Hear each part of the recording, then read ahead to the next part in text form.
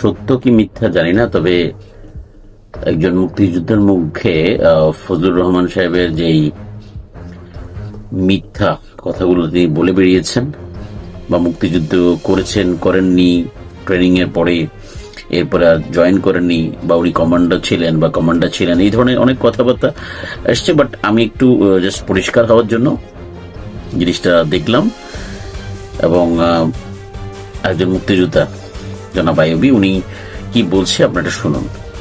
এভাবেই আসলে আমাদেরকে ধোঁকা দেওয়া হয়েছে বছরকে বছর।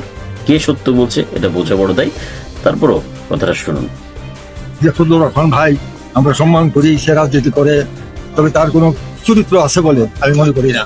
এরপরও সে সম্পূর্ণ মিথ্যা কথা বলে। সে ছিল বিএলএফ ছিল, আমার ভাই বিএলএফ ছিল, আমার চাচাতো ভাই বিএলএফ ছিল।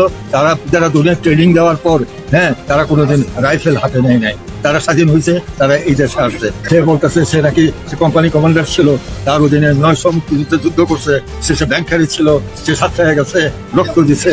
এগুলি সম্পূর্ণ মিথ্যা।